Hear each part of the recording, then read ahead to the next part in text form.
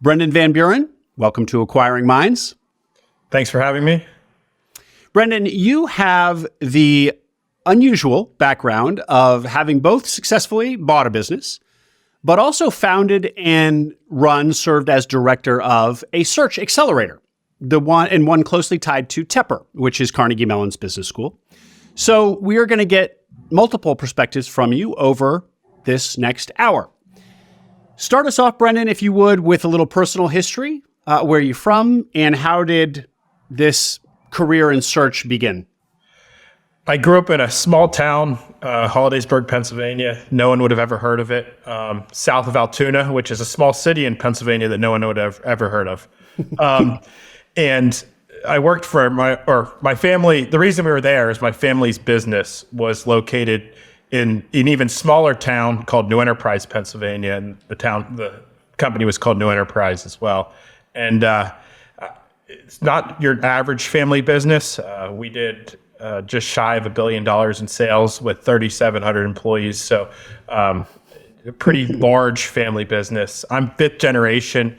The company was started in 1929. So, right around the Great Depression era. Construction business. I went to undergrad, all intents and purposes. I was going to go work for the family business. Once I got there, I realized there's a lot of branches within 5 generations, something that you never really think about whenever you're growing up. My dad was chief operating officer. And all of a sudden, after I started working there after undergrad, he decided he was going to quit because he was just tired of the stresses of all the family members. And so he did a search, didn't know what search funds were, but he went and bought a precast concrete manufacturer, which was actually a subsidiary of the family's business.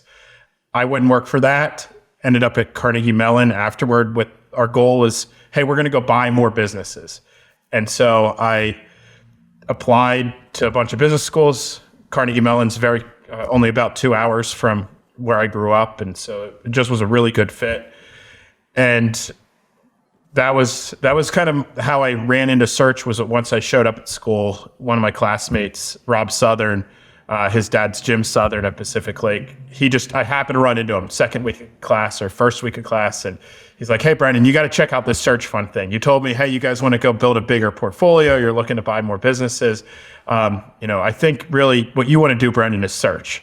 And so I just spent the next months and I guess a year and a half looking into search and exploring that while I was at school.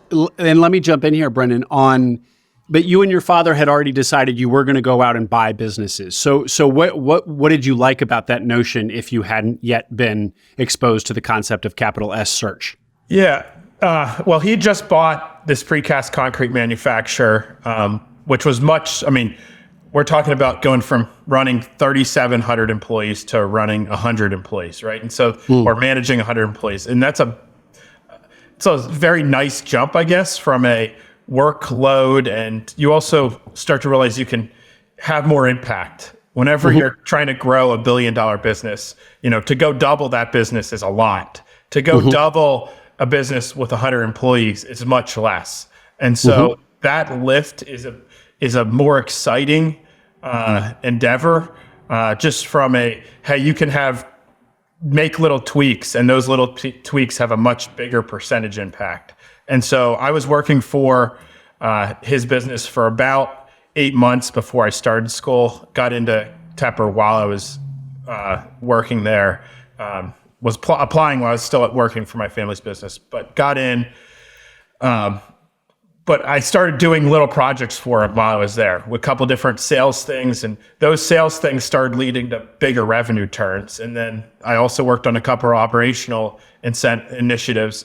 And you can see just little tiny, one thing, we made a little tiny invention inside the company to allow us to more quickly pour box beams. And so those little incremental changes made nice impacts to the bottom line.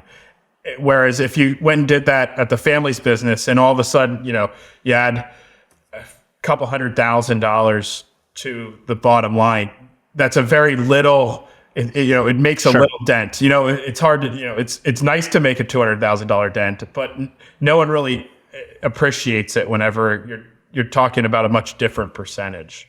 And so in the background, did you have any kind of thesis around the silver tsunami and people retiring and the transfer of boomer businesses, any of that? Or was it really just like you had seen up close how a little bit goes a long way with these small businesses? My dad had a hypothesis relating to it. You know, we didn't really do much research, but he'd always, I mean, my grandfather was still chairman of our family's business. And he always, you know, there's all these 70 to 80 year olds or 80 to 90 year olds that are running all these businesses across the country. And so you just try to picture that on a scale. The way I look at it is if you go to a beach community, think about and this is even what we used to talk about back then, but is go to a beach community, walk along the beach and look at how many $2 to $10 million houses there are. Mm-hmm. The vast majority of those, I mean, some are owned by hedge fund guys, but a lot of them are owned by small business owners. And so you're talking, you mean, and that's, so you go walk the beach of Hilton Head and there's 400 houses there. And that's just on the beach. You go in blocks and there's even more. And, you know, that's where you want to be, I think, at the end of the day, is you want to be able to retire to those beach communities. The same thing I'm a big skier, so you go out to Jackson Hole or you go out to Aspen or Vail or go up to Stowe in Vermont, and there's just tons of these houses. And so that was kind of where, you know, there's a lot of these people and a lot of them are getting older. And we'd always talked about that, and maybe they were run inefficiently. You know, that was yet to be determined, but it's more of, hey, there's a lot of businesses out there, and this, you know, people need to eventually retire for them. And so it was a slight hypothesis. You know, I'd say we hadn't really made a foundation of it other than, hey, Brenden, you know, let's go buy more small businesses now that we did this and kind of create our own portfolio. Those are really the conversations my dad and I were having, I guess, pre-Tepper, you know, before we even learned about search funds. Great. So you have kind of this hypothesis about the potential across America of small businesses, many of them, and probably lots of opportunities for acquisition and optimization of those businesses. You go to Tepper, you meet Rob Southern, whose father is at Pacific Lake. Tell people what Pacific Lake is for those who don't know. Yeah, Pacific Lake's one of the large search fund investors. So they usually take 1 to 2 units in many search fund opportunities. They're one of the earliest people to go raise a fund to invest in search funds. The original search funds were invested by individuals, and as many of those individuals had success in the late 90s, they started making more and more money and showing, and it was incremental. And so, you know, now there's 200 searchers at any given time. You know, back then there were tens of searchers, you know, maybe the whole decade. And so as those people made money, they started reinvesting in search. And some of that was raised at companies like Pacific Lake, or some of those guys went and showed those theses to, you know, wealthy individuals or family offices or you know, I don't know if they're in pension funds and stuff, but even, you know, they started raising money from other individuals and are reinvesting that money in the search community. So it's really kind of one of the marquee names in traditional search fund investing and kind of a pioneer in the institutionalization of the asset class. Exactly. And so Rob Southern says, hey, you and your dad want to buy businesses. Have you heard of search funds? He tells you about it, how cool it is. You get fired up. Continue, please. Yeah. So what I basically did was spent the next 12 months just researching search funds. One of the most common things that searchers do is go reach out to other searchers to learn about search funds and their successes and their stories. And so I just started going on different websites, whether it was Pacific Lake's website or Anacapa's website, and just was looking, hey, who searched? And I just would send them emails. I guess even then I was learning how to search by doing this, because you just cold email people. And the search community is incredibly helpful. So I got great response rates, and everyone was excited to tell their story. And so they, you know, you started to hear about the story. I took over this, you know, became the son or daughter that they never had, which was also something that Jim Southern from Pacific Lake really pitched whenever he came and talked to our classes about search funds. was, hey, you're going to go step into this business, and for whatever reason they aren't passing it to the next generation. Maybe they didn't have anyone, or maybe the next generation became really successful, or maybe they just, for whatever reason, their kids or lack thereof can't take over the business. And so you step in and take over that role, and you create a great relationship, and find the mechanisms that start to allow for growth. And that's what I started to learn. I also started to learn, how do you search? What type of goals should you set for yourself? And I just kept working through that. During that time period, my dad and I would talk pretty regularly about the conversations that I was having. And I guess he kind of started pointing out, hey, what do you do with the pipeline after you close? Because you start sending out all these letters and start getting referrals and recommendations, and start talking to business owners, and maybe they're not ready to sell now. Maybe they're not ready to sell for 5 years. What do you do with a lead like that? And so that was where we kind of started the inkling of, hey, let's create a platform to allow us to take advantage of that inefficiency, that you go build this giant pipeline, it all closes down on itself after you buy the business, because you leave it and you're going to go run the business. We also, great operators aren't necessarily ready to go search. So, hey, can we help people that are going to be good at running businesses, but maybe don't have that PE or consulting background or the sales background to go make the sale to buy a company. And wait, so I'm sorry. Yeah, so on the operators bit, you meant, so you've got these opportunities maybe that come in post your own acquisition, and you don't want to let those opportunities go nowhere. So what was your concept of putting operators in those businesses, and you would buy the business instead of them?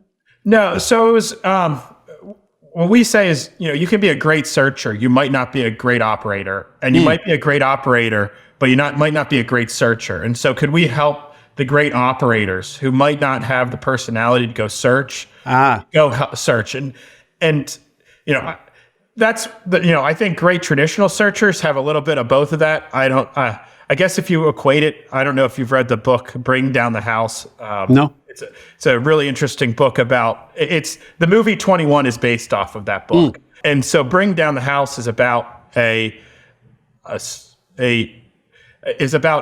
guy who starts counting cards. And there's people that are really great at counting cards, and there's people that are really great at gambling.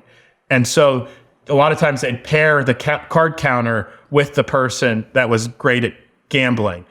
Every now and then there were diamonds in the rough who had the jovial personality to gamble and make money at it while they're doing that, and also smart enough to count the cards. The diamonds in the rough, I think a lot of times go to search funds. And so could there be some great operators that aren't searching because they just don't have that personality? It was something that we played with. I think at the end of the day, you really want to be good at both, but we could help train people to become better searchers, was one of the early hypotheses that we started to develop while I was still at Carnegie Mellon. And so where this is going is that this is the inception of GTE, your search fund accelerator. And so so you have this inkling, how do you then kind of package it? What does the final entity that you build look like? Yeah. I think like any entity, you just got to jump in. And so we just started, hey, Brenden, do you have any classmates that might also be thinking about searching? Maybe you and that classmate can start, and we'll just start, we'll start up GTE. Maybe we'll be able to raise some additional capitals from some additional LPs. So we started to talking to other, I guess, families that we knew in Pennsylvania that might be interested in investing in these type of opportunities. Got a couple people who are like, yeah, we buy businesses with you. A couple of them had already bought the business with my dad. And so it was, hey, we have a couple of these limited partners. Let's go find a couple more. We found some more. Started raising a little bit of capital for generational transfer entrepreneurs. Hey, I had a classmate, Gabe. He and I had been talking for the entire year about, hey, I think I might search too. And so I was like, hey, Gabe, you want to join GTE? We'll pay your salary. Just kind of, you've heard my pitch before. And so he decided to join in. And then I do what all searchers do. Once you make a decision, you send out an email to your whole network and say, hey, I'm gonna go search, and this is how I'm gonna do it. And one of the guys who I'd talked to who had already done 2 other searches, like, hey, I'd be interested in searching again. Can I join your guys' platform? And so myself, Tom, who was the Tepper alum who emailed me, and Gabe, we were the first 3 initial searchers. And our premise was, we'll start searching, we'll build the pipeline, and people will follow behind our footsteps. So, we'll buy companies, and someone will replace me, someone will replace Tom, someone will replace Gabe. And that's how we bootstrapped.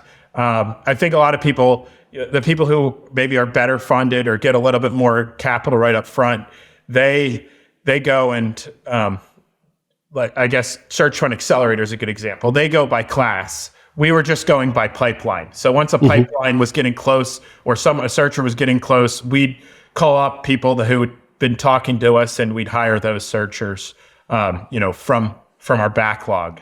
And that was once a searcher that was currently participating in GTE, and GTE is generational transfer entrepreneurs, generational transfer entrepreneurs. Once one of the searchers was getting close to, looks like they were going to close and buy the business and no longer be a searcher, but they would still have this pipeline that they built, then you would go out and look to recruit their replacement as the next searcher. And that's kind of how you had this rolling enrollment in GTE. And you and these other 2 guys were kind of your first cohort in your own Search Fund Accelerator. Yes, that's exactly what we were doing. And part of it was just we bootstrapped. We'd bootstrap this platform instead of going and raising maybe as much capital as some people typically do, with the hope that we just keep going and it start building momentum, which it was. I mean, and our theories were working. The first deal that we closed on was actually Tom's, and that was something that Gabe and I we were just at a networking event and ran into someone giving our pitch, and they told us, hey, I have a business owner who might be interested. They explained the business a little bit to us, and we're like, hey, that really fits what Tom's looking for more than what either of us were looking for. Let's make an introduction to Tom. And so it was really, searchers helping searchers inside the platform. And that was the first deal we closed. Once we closed on that, we brought someone to replace Tom, and I actually closed on my company about a month later, Promex. And so that was the initial phases, and so we replaced myself. Gabe then found a company a year later. He actually built a great pipeline, and 2 of his leads then led to 2 more deals. And so the platform idea was really working pretty well. We just, I guess, then COVID hit, and we were just so focused on the companies for our LPs that we'd purchased at that point that I think we just lost a little bit of momentum during COVID. We started rebuilding it and relaunched later in the year, and then ended up pivoting to the traditional search fund investment for several different reasons, one of which was just bandwidth and how much management it took if you're the only if you're the GP for all of your silent LPs. Whereas I think in the traditional model, none of the LPs are all that silent. They like to help each other. And so our model we built was more having silent LPs. And we felt like we had a lot of responsibility there, which we did. And that just caused us my dad and myself just to start running into some bandwidth. Well, we hypothesized to deploy as much capital as we'd like to, we'd start running into a bandwidth problem. Maybe not this year, maybe not next year, but at some point we're going to start having more searchers than we could directly manage, which really goes, into the search funds. Searchers manage themselves and get mentored from the search fund investors. And we were getting maybe a little bit too much in the weeds as we progressed. Everyone was fighting for their lives during COVID, and maybe that just was us over managing because of that situation, but it just caused a little bit of a strain from our personal bandwidth. Also, as we were pivoting and starting relaunching Search, we had a very good liquidity event from our family's business, which just meant that we wanted to get more capital deployed. And the traditional search fund investment seemed like a better means of getting our capital deployed. And we felt like, hey, we can still provide very similar value. We've searched for 5 years. We can help others learn how to do that. And at the same time, we can help mentor the searchers that are searching. And so we made that pivot in the middle of last year. And so now you're more of just a traditional search fund investor. Exactly. But what becomes of your original insight there that there's this great exhaust value from previous searches? Are all those pipelines now just dying? And what do you think somebody should do there? Because it is an interesting problem and opportunity. I think it's still very much there. I think what other searchers, as I've progressed, have done to help with that is they go and, some of them pass each other their pipeline if they can after they finish, or if they get leads, they've made contacts and send some stuff over their way. I don't think that's a perfect solution. I think some of the other accelerators have also done this, and they're running into some success. So the hypothesis, I think, was accurate. It just, the way you'd have to manage it is bring a lot more people in. And we just really like the idea of this personal mentorship. And so you start to bring all these consultants, they might help the businesses. On the other side, you could hire some private equity guys that help with the search. And so you could build this giant company. I guess my dad and I were looking, what do we enjoy the most? And that's mentoring or giving advice to searchers, or, having conversations like we're having right now. That just, in order to do that, we really recognize that if that's what we want to do, and we wanted to deploy a certain amount of capital into the search fund space, then we really need to make this pivot. Our hypothesis seemed very accurate. It was working really well. Unfortunately, COVID probably killed some of the pipelines that we had going, because we really just, the transitions during that time period, we did buy 2 businesses during COVID and didn't rehire those searchers. And so it just kind of was fading. And so when we went to relaunch, we had to relaunch the whole pipelines that we had. There were still a lot of leads that we were able to reuse and resend lists. I guess we just didn't relaunch all that great from that perspective. And that being said, it took us 3 years to build the momentum, because I started searching. I was searching and had a pipeline, same with Gabe and Tom. And we started building this whole thing up. And once we started recognizing the momentum, we were in the middle of closing on 2 companies as COVID hit. And whenever I say hit, my company was shut down for an entire month. We own a whole bunch of haircutting franchises, and those franchises some of them were in New York, and that industry was shut down for like 3 or 4 months completely. And so we were focusing just so much energy on keeping the businesses that we had. Some of them thrived, but making it and thriving as best we could, we just didn't have the energy to go relaunch the pipeline. And we're in the process. Then we ran into the capital liquidity event and just decided, hey, let's mentor people. That's what we really enjoy doing, or that's what my dad really enjoyed doing. Let's refocus and move into the traditional search fund space. It's interesting about this concept of pipelines that you build up and that are really, really valuable, and then you just kind of leave them on the shelf when you, the searcher, buy the business that you buy. So there's all this value locked up in the pipeline, but at the same time, to use the metaphor again, the shelf life of these pipelines is really short. You can build this momentum and have this great pipeline, but it's not good for very long, because those opportunities, obviously the sellers find somebody else to buy their business or choose not to sell or whatever. So if you don't keep that momentum going, it can die very quickly. Yes. And you could resend lists, but you don't have the same owner conversations. And so all those leads that you had, if you don't transfer them quickly, they die pretty fast. Because they do close, or the owners change their mind. It's one of those things. one thing I always like to say is you make your own luck in search. And so that you're sending out all these emails, you're talking to owners, you got to find the owner at the exact right instant. Once you get 3 or 4 months past, that owner might change their mind just because whatever life situation that happened at that instant that made them think, hey, I'll call Brenden back. I might be interested in selling. That life event or inkling just passes and fizzles. And so they're like, yeah, you know what? Life isn't too bad. I'm going to keep doing what I'm doing.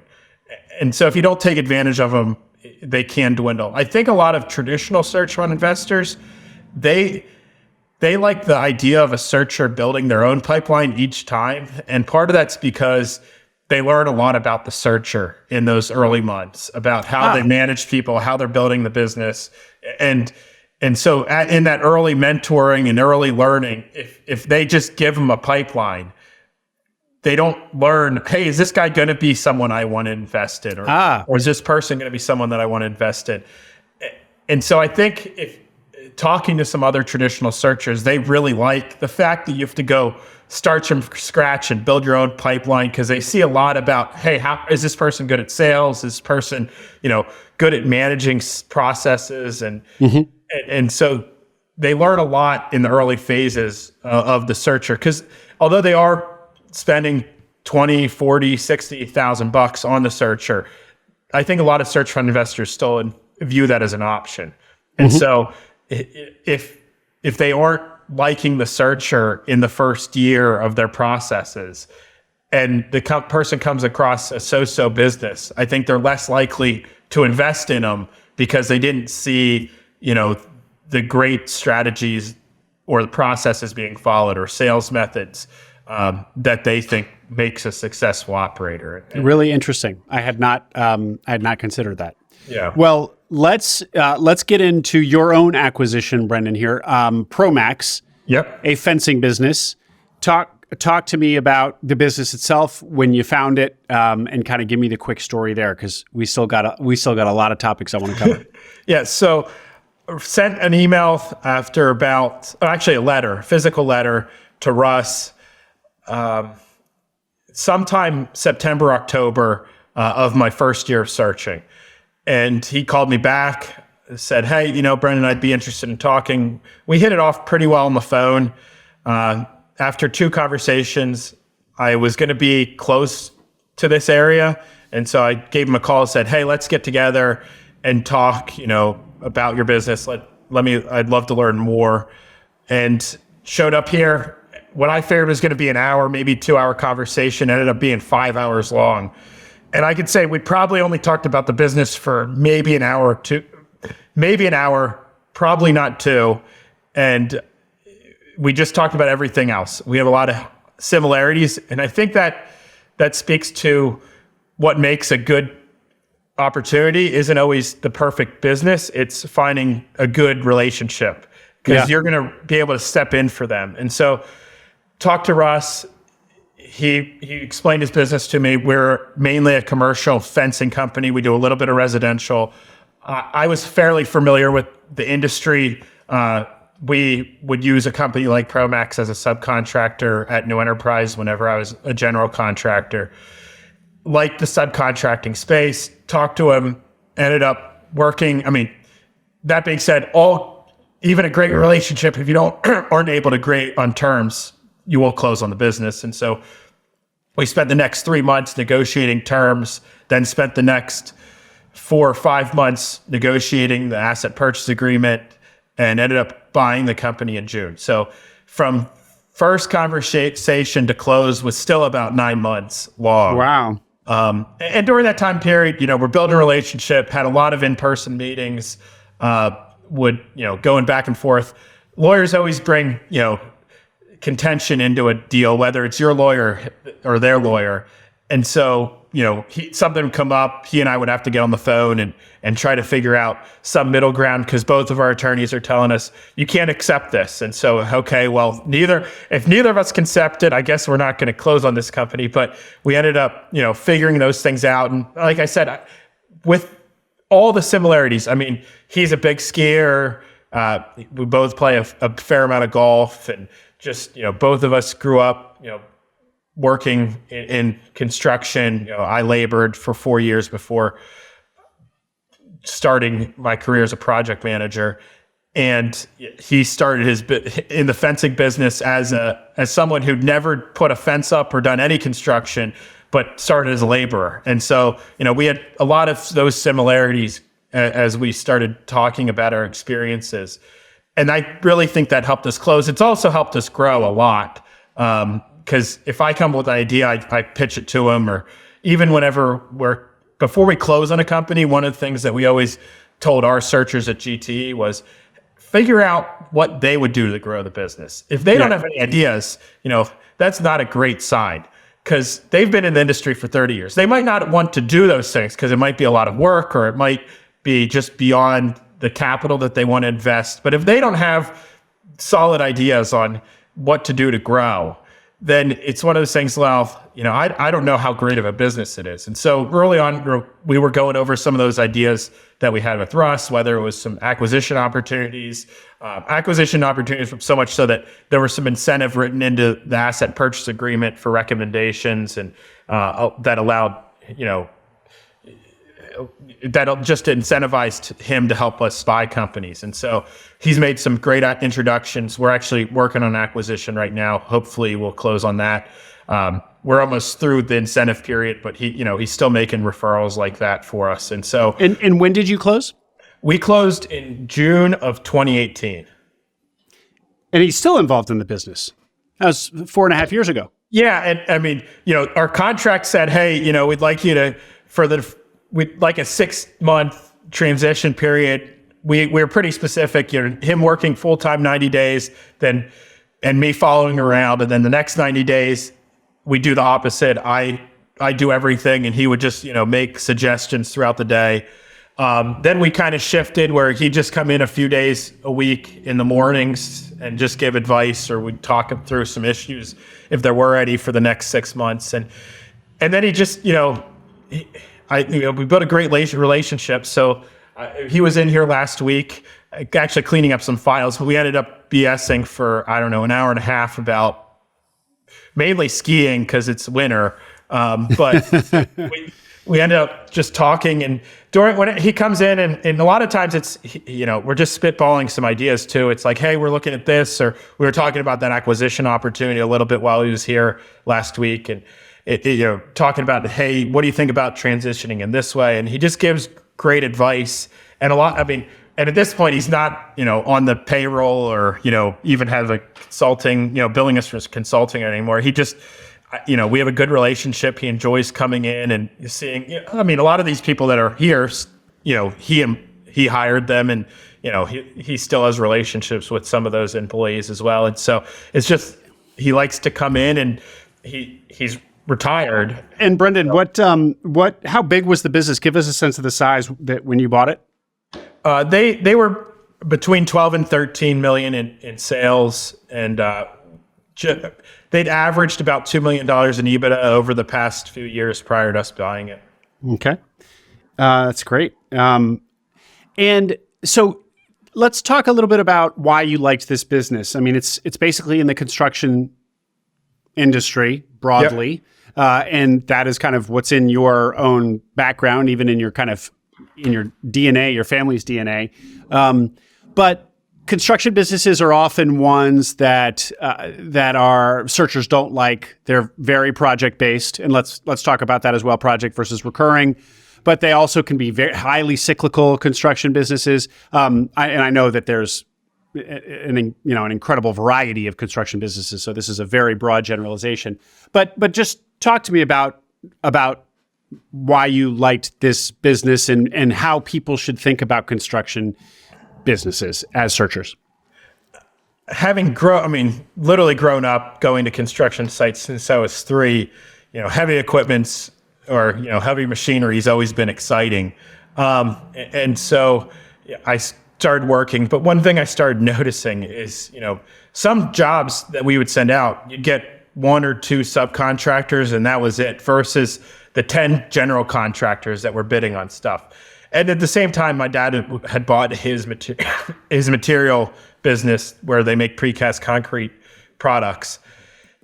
And, those niche manufacturers and the niche subcontractors are, at least my hypothesis was that they could demand slightly better margins than a general contractor, which just was something that I was going in with and started looking at and exploring whenever I was searching. I ran into several different companies, and they were all proving, that hypothesis was pretty accurate. And I just decided, hey, I really like construction. I think I can manage the people well. I think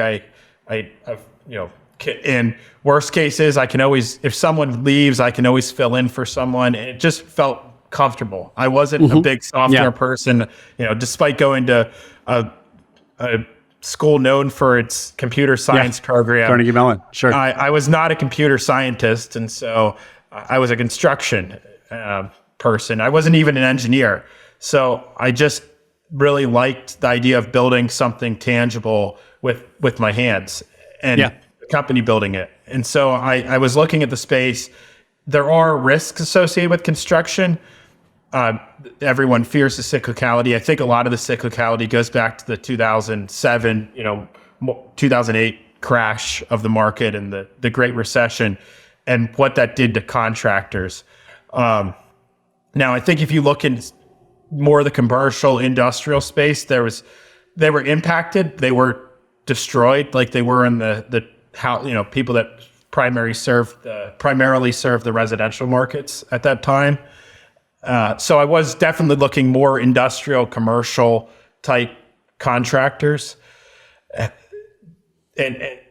at the end of the day, they're still cyclical. Like if people don't have money, they're not going to go build a building. They don't need to. So the way we looked at that is, okay, throw a bad year in, throw 2 bad years in your model. What does that look like? Okay, don't pay more than that, or don't leverage it more than that. And that's really how we like to look at it.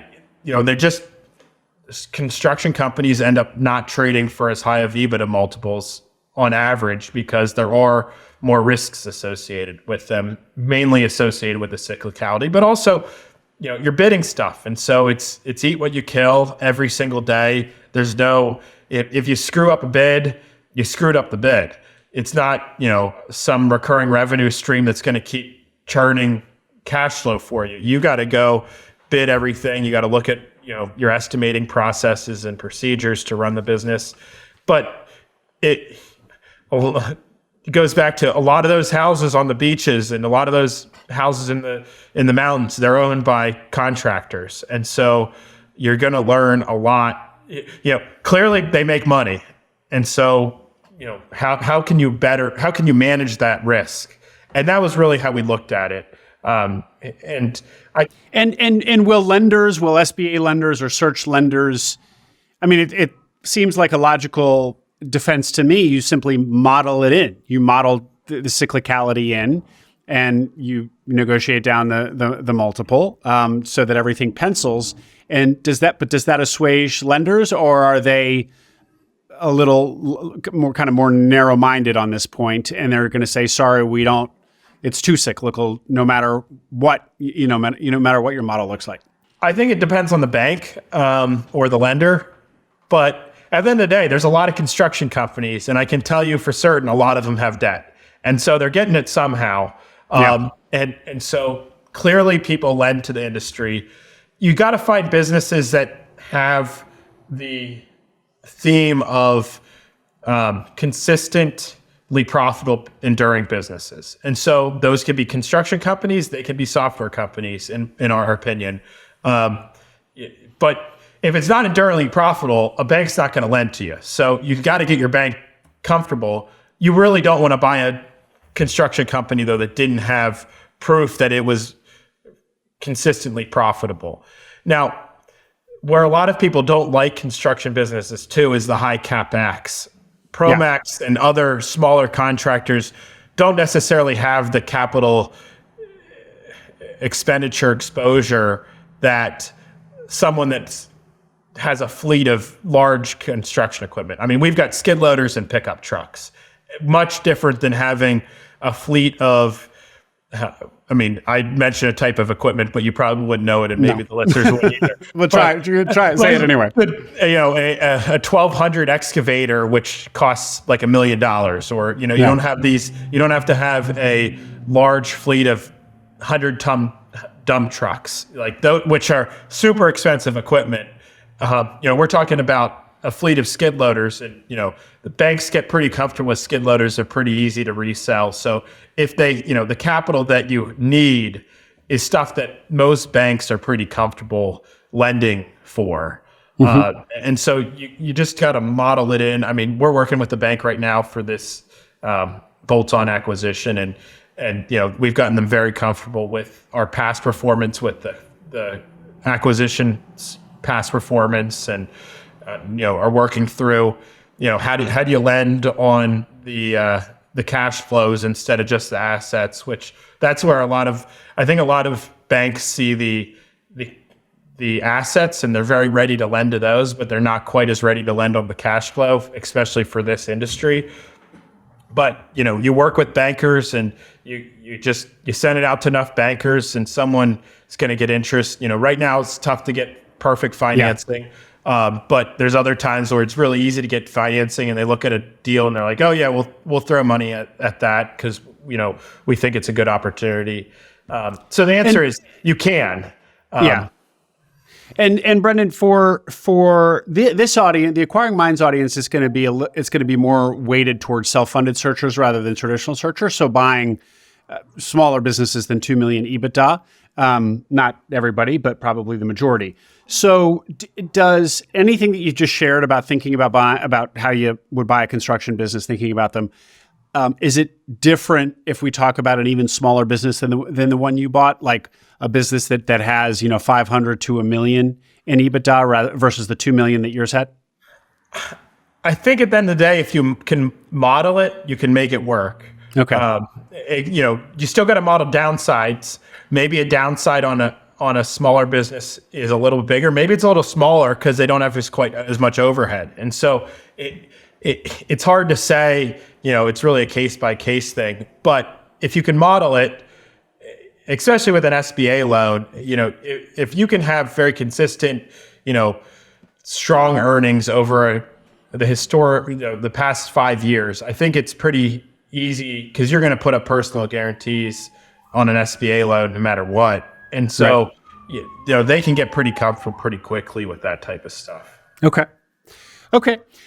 Great. Let's circle back a little bit to your relationship with the seller, which you have already explained how, that just seems to have only deepened. But you found that was really important. And you had read, what was it, somebody at Pacific Lake who said the son or daughter, be the son or daughter they never had.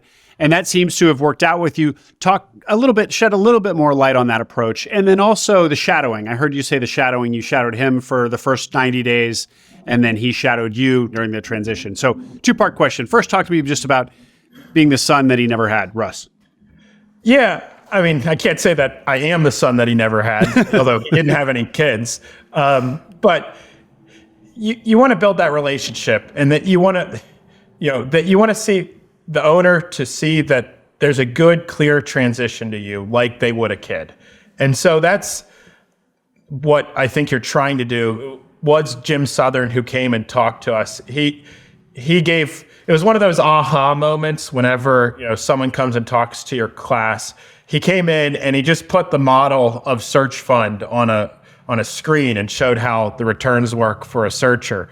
And it's just like, whoa. And then he's like, and the best way to do this is to build a great relationship with the owner. And, that's becoming the child that they never had for whatever reason. A lot of times these guys, Russ is in this scenario, he just didn't have any kids, but, a lot of times they're, this is a successful business. And so that's probably been running for 30 plus years. Their children, especially as they're growing the business, they very easily became doctors and lawyers and professionals because the person was a well-recognized, respected person in the community. And, but they didn't want to live in Wichita, Kansas. They wanted to be somewhere else. And so they became a doctor. And so there's a lot of times where it's that situation. So it's not that they don't have great kids. It's more of they don't have the succession plan. And most of the times, owners view that as passing the business to the next generation, being their own generation of descendants. And so the best you can to have similarities and create that great relationship, like a father-son relationship. I think it just makes it easier to work on the business and in the business, especially during that transition period. Mm-hmm. Mm-hmm. And so then talk to me about this, your technique particular to your search, where your transition, where you shadowed him for 90 days and then he shadowed you. By the way, that doesn't strike me as crazy, but I've never heard it laid out so cleanly like that. Is that what you prescribe for other GTE searchers? Is that kind of your own view of the best practice? That's something we like to do. A lot of it depends on the owner too, on what they, how quickly do they want to retire?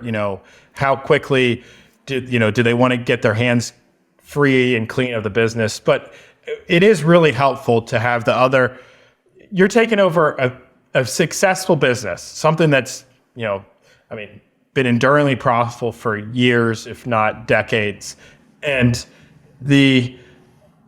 you're following their success. And so, what are they doing that's making them successful? And, over that 90-day period, you get to see a lot of their management techniques and what they're doing. You also get to say, hey, our hypothesis on this growth strategy, I think it's a good hypothesis, because you're following them from 90 days and you get to discuss those things. But, there's no point in rocking the horse too hard over the first 90 days. I mean, the difference between going and executing that strategy on sales on a business that's existed forever, in 90 days versus day 90 to 180, there's really sure, it'll help your bottom line. It could help your bottom line a little bit, but there's so much to learn in the business that you don't even know, that it's really helpful to have that transition time. And then the next 90 days, they're running a successful business. So, getting their advice while you're now managing, I think is also really helpful. And so, we would usually have some type of debrief, around lunchtime or at the end of the day, where hey, Brenden, I saw you did this. This is probably what I would have done there. Or, don't forget to talk to the VP of estimating about this, or, whatever those ideas that things that he would have done different. And then, doesn't mean you have to do them. It's just he, giving advice on, what he would have done in those situations. It really does help you learn. I would, especially during that first 90 days and a little bit during the 90 to 100 days, I took copious notes. And then at the end of the day, I would get on my computer and I'd read through all my notes and retype them all. So I've got a journal of, I think I stopped after, 150 days, but I've got a journal of the first 150 days. And just Sully did this. Hey, maybe whenever it gets time, we can also execute on a strategy this way. And so I just took any idea that popped in my head while I was learning from him. I wrote in the notes, and then every couple of weeks I'd go back through and read through those. And I think that really helped me transition. Doesn't mean it's perfect for everyone, but they're running a successful business. And so you don't need to go upset the cart on day one. Yeah. It's not a workout. And so if it's not in distress, you don't need to go make changes right off the bat, And so what you're saying is really focus your energies on a smooth transition, on absorbing and learning as much as you can. Growth, on day one or day 91 is not the priority here. The successful transition and learning is. Exactly. And maybe it's a little bit specific to the type of workforce, but, I had to go build relationships with the 52 people that were at the company whenever we bought it. And, the first thing, I literally tried to make sure I learned every person's name within, 24 hours. So much so that I was Facebook stalking to make sure I knew all the employees' names. But you're trying to continue those relationships, because I guess it really in the services businesses, you're buying the people, right? And so the owner has all those relationships, and over some period of time, you need to then have all the relationships. Right. And Right. by shadowing him and not upsetting the cart early on, and learning, I think that really helped them other employees, at least respect the decision of the previous owner to transition the business. And in most cases, yeah, I imagine from the perspective of everybody else, just seeing you at his elbow for 90 days, and then when you take over, him at your elbow for 90 days, just gave them some level of comfort that this transition was being really, tended to extremely carefully and methodically. exactly. And it's their career too, so that, Exactly. and so they're, what's going to happen to my job? Am I losing my job because some new owner's in here? And, by doing, very little from a changing processes or anything like that up front, it really does help keep the employees encouraged about the acquisition. Great. That's great, Brenden. Well, congratulations on a successful acquisition. That was June 2018. And so it's been 4.5 years. And just quickly tell us what the business looks like today. Yeah. Well, the past 2 years, we've done, double sales for the most part. We're really close to doubling EBITDA. Had it not been for some material spikes in 2021, which we still were feeling through 2022 and even a little bit now, we would have doubled EBITDA both 2022 and 2021. And had we not been shut down, we would have we would have been fairly close, probably 60% growth, 70% growth in 2020, but we were shut down for an entire month. How have you doubled sales in 4.5 years when the business had existed for decades before that, and you were able to double it in a relatively short amount of time? What were top 2 or 3 things that you've done? So we focused on both organic and external growth. So we've opened a new office in State College, Pennsylvania. We purchased an office about 30 minutes north of us. We've done a couple tuck-in acquisitions, which is really just buying some crews and their equipment. I guess it's just been, hey, let's do this. Talking to the estimating team, hey, how can we bid more? We've added, I guess, 2 more estimators, and gone a little bit more out of the market from a geographic standpoint, just trying to grow. Like I said, we've done that both organically and through acquisition. We're working on another one right now that would even lead to even more EBITDA growth if everything transitions smoothly. I guess it's just listening to everyone that's here and just riding the wave, and not being afraid to invest the money. And so, hey, we got to go hire some more people. Okay, that has a cost to it, but if there's, as long as there's work to bid for more people, I'm going to go hire more people with the hope that it's going to lead to more jobs. And that's what we've seen. We've bid some bigger work than probably they traditionally would have bid. I can't say that's because I was here. I think a lot of it was just we provided the capacity from an estimating standpoint. We added the capacity from a project management standpoint. We've bought a lot more equipment as we've grown to handle the additional crew. And was it one of those things where Russ was just kind of at the end of his career and less interested, less energetic, or lower risk appetite, and he just didn't want to do those things, but could have, simply didn't want to? I think it's a little bit that. I think it was more of he loved having complete control, or he very much liked having complete control. And so I've loosened the reins in terms of, I hired an operations manager who managed specific things. I've allowed more estimators so that we can, grow, and I don't need to, I know every employee's names, but I don't have to manage every employee directly. Whereas he managed a lot of the employees directly, which just becomes a bandwidth issue. You can only do so much if, I think a lot of times that 50 employee limit is, what a person can manage or handle if you're flat. And so we've added tiers to the organization to allow us to grow. So I think it's more of, he was afraid of implementing tiers to allow processes to work. I mean, he built great processes and they followed them. He just went and double checked every single process. I count on my people or the people we've hired to check on those processes so that we can keep focusing on more growth. It's so interesting. That is such a common pattern where the founder of a small business just can't let go of the reins. It's a little counterintuitive because you would think the Russes of the world, because they know every corner of the business because they've built it all, how comprehensive their knowledge is about everything would allow them some comfort to loosen the reins. But it doesn't. It's the opposite effect. And maybe it's just habit. They're just habitually or maybe it's that they remember how hard it was to get things going, and they can't take for granted that that the business will operate if they're not just tending to every detail. But anyway, it's very common. And then a buyer will come in and say, we really don't need to be micromanaging things. And in fact, you're getting in your own way here, founder. Yeah.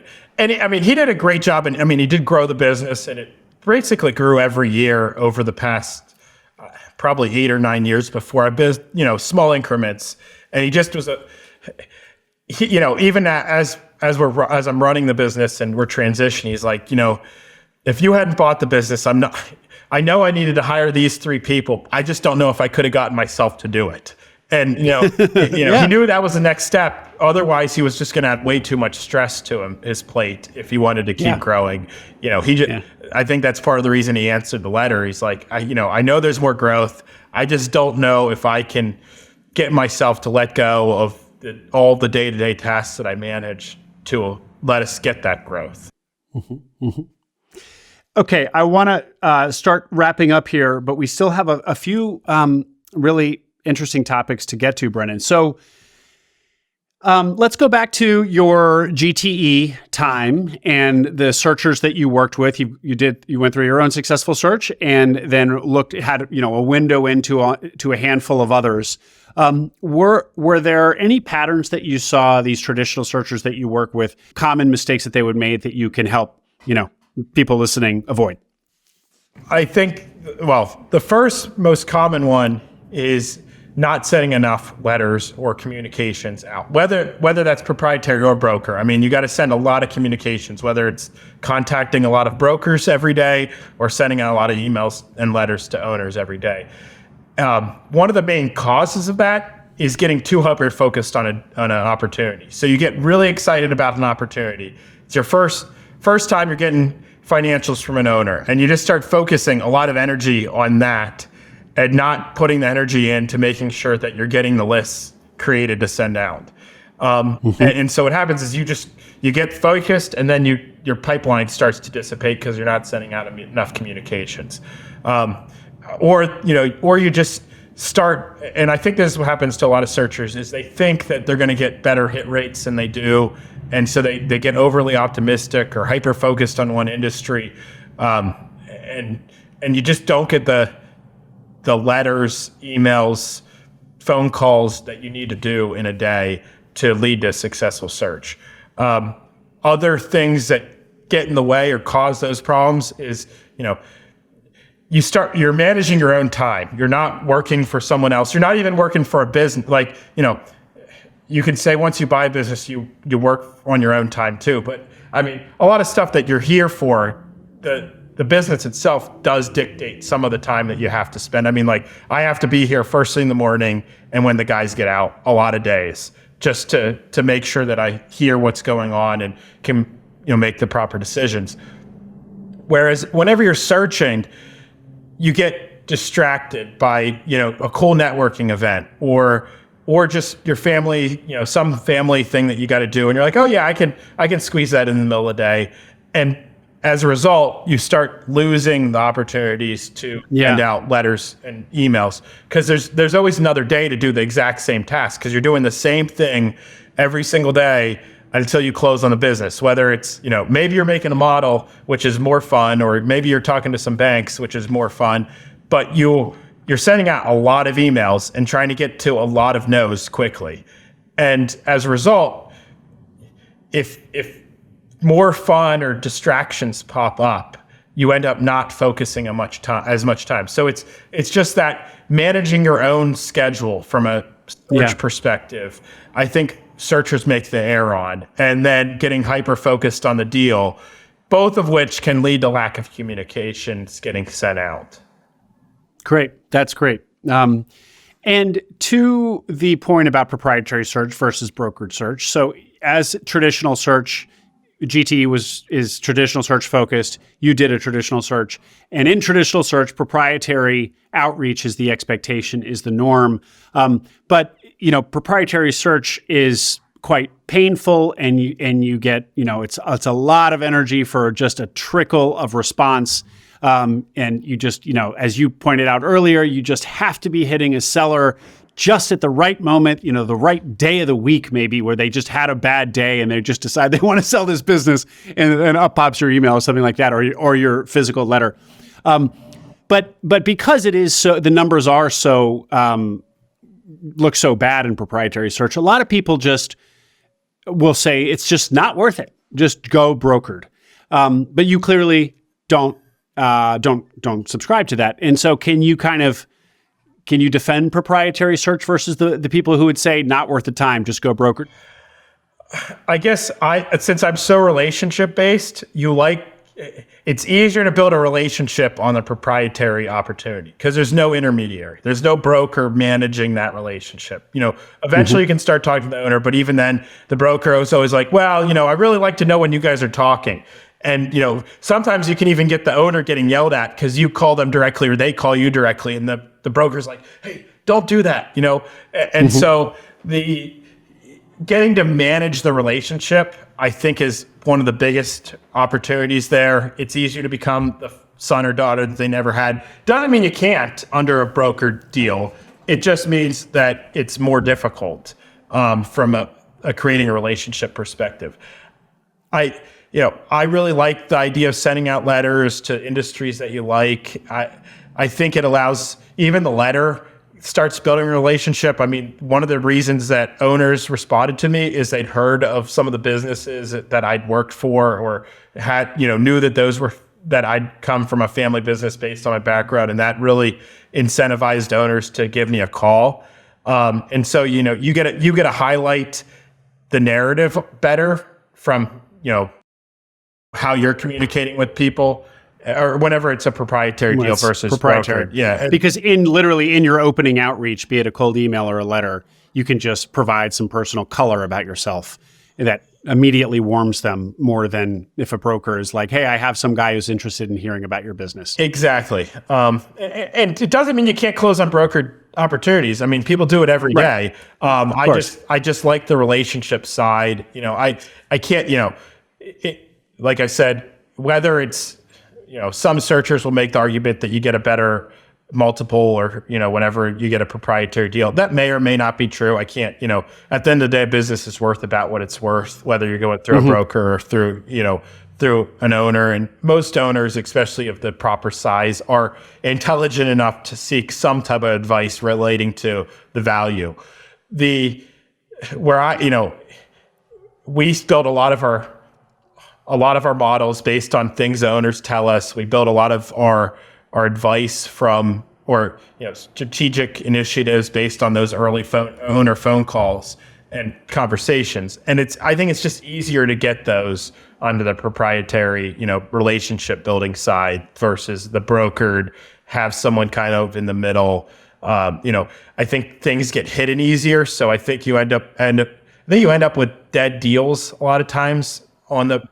So like if you have a really good investment bank, they try to bring that stuff out because they know it kills deals. Whenever you got a regular intermediary, they're trying to help get the business owner's business sold. And so, we've killed a lot more at GTE.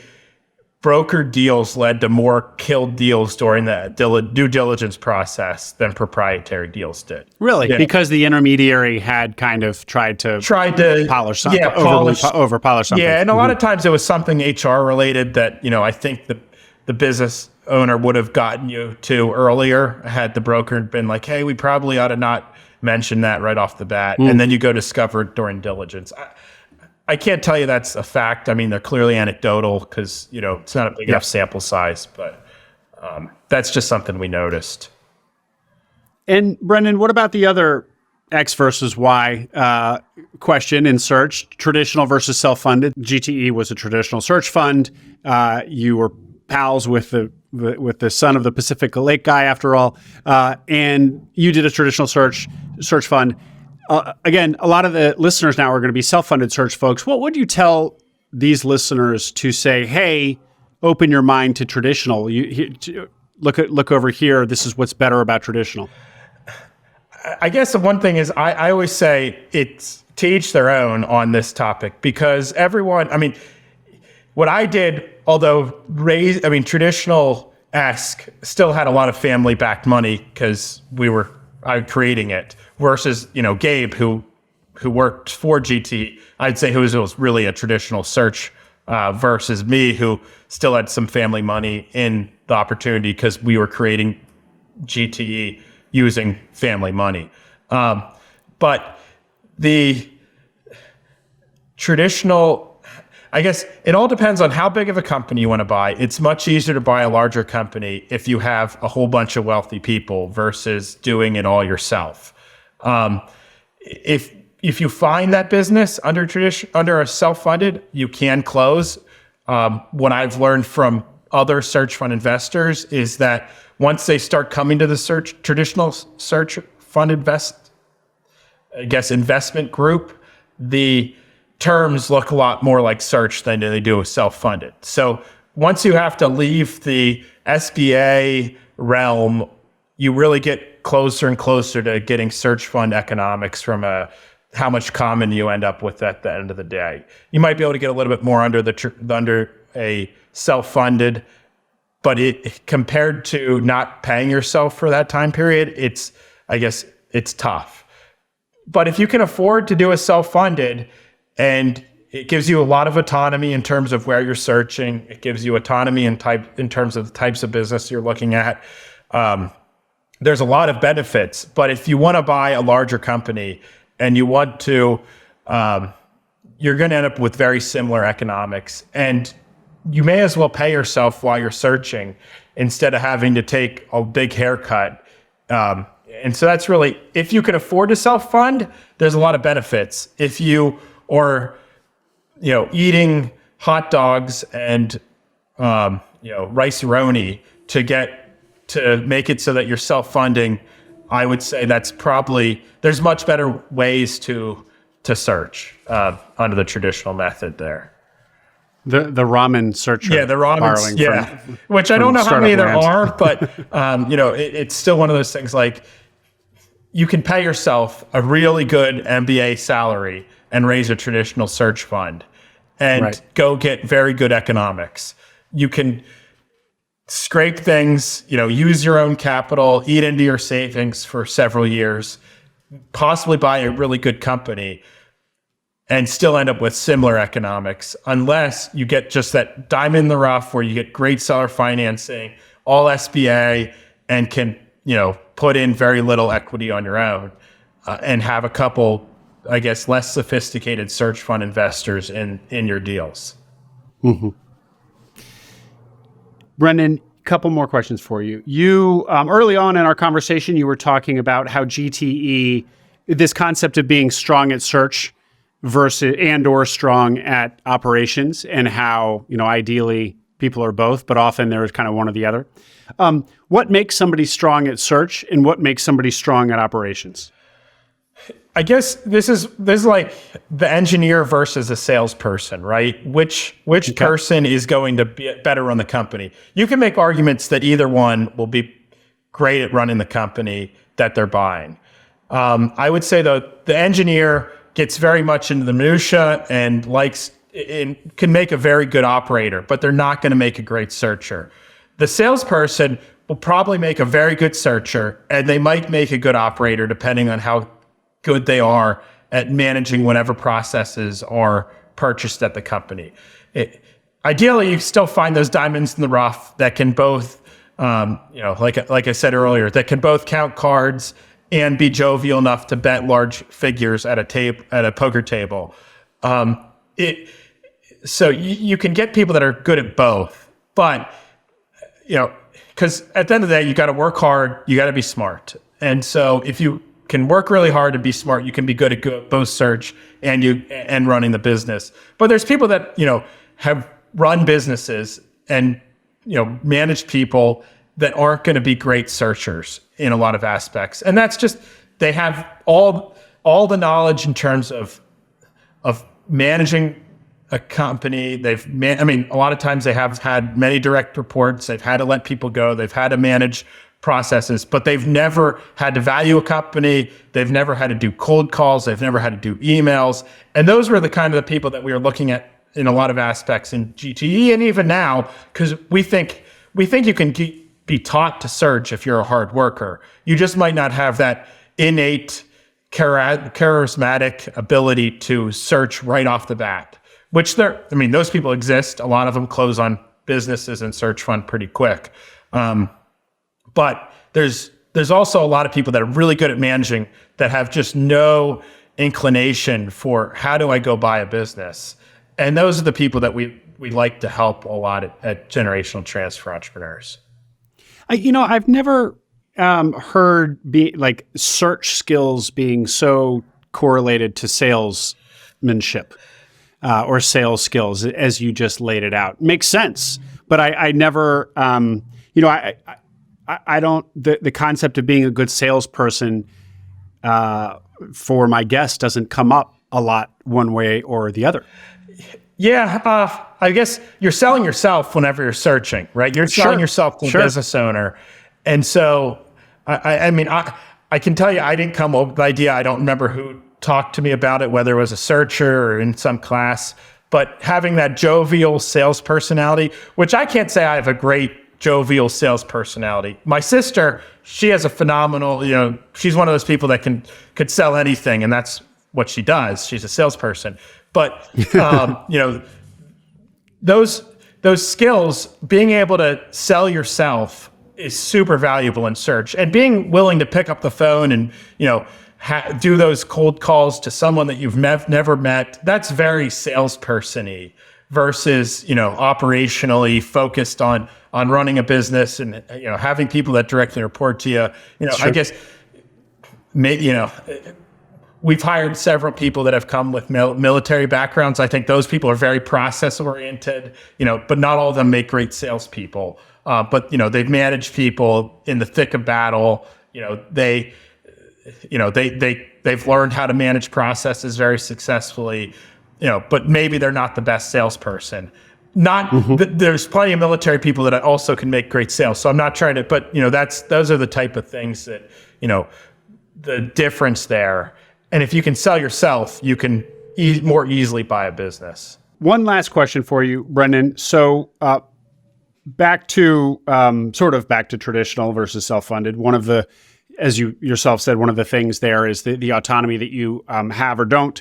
With traditional search, your investors are going to probably be wanting to see an exit, not necessarily, but there's going to be more voices there, or more pressures there, perhaps to sell than if you were totally self-funded. So what is your future plan with Promax? Did you buy this with the idea that you would one day sell it, or is this a buy and hold forever type situation? I think, I've always looked at it as I'm going to make that decision at some point. And with Promax, going off of my dad and my original hypothesis is you can buy businesses and keep growing your portfolio and hold on to those businesses. So it's always an option to keep holding the business and use it as a profit generating engine for whether to make future investments or do, whatever you see fit.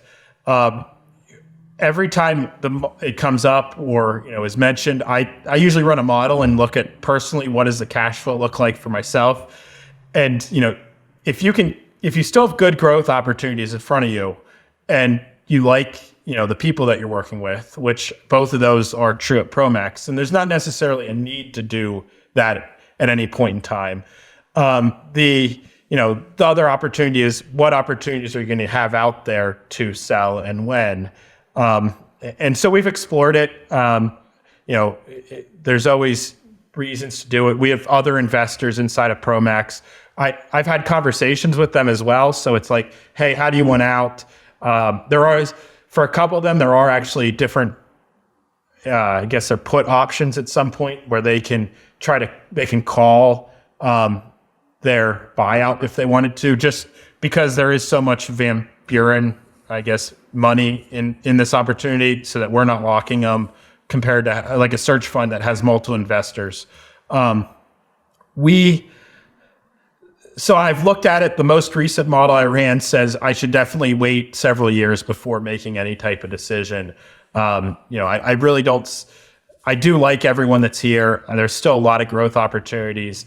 If you generate a really good return for the first 5 years, and that's the reason that you're trying to sell, is to hit some really high internal rate of return threshold. Be it 35%, which is kind of the search fund target, or maybe you're even higher than that, like 50 or 44%.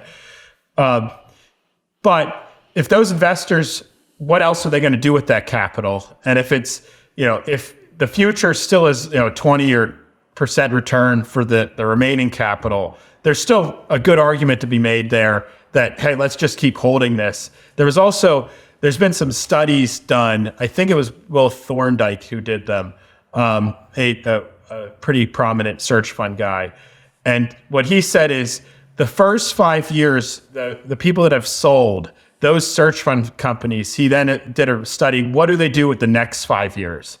And the next 5 years, there's actually more internal rate of return capture than the first 5 years.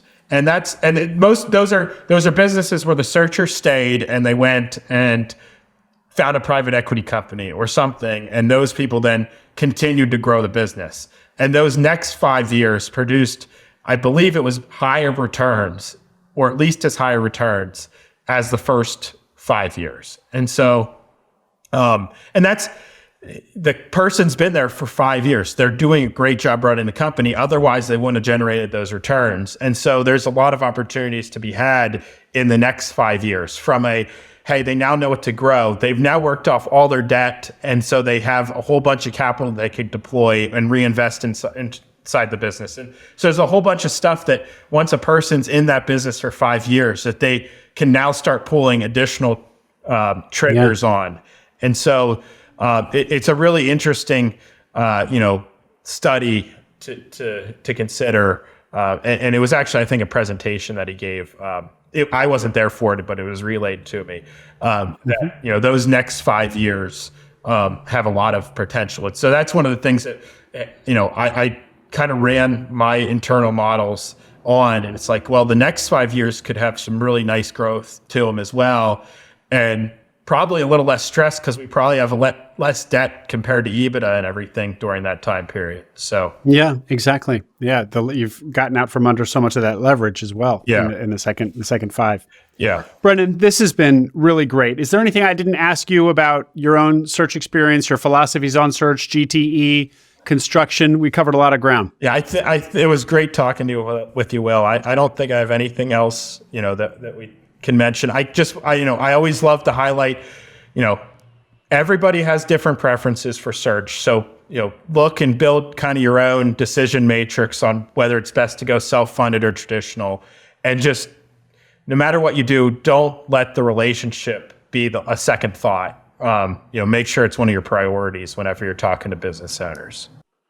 And where GTE is now, you actually will invest in self-funded search deals as well. So if listeners have a deal, should they consider reaching out to you? Yes, they can reach out to me or someone at GTE, and we'll definitely look at it. We've considered several opportunities and made some commitments recently in the self-funded space.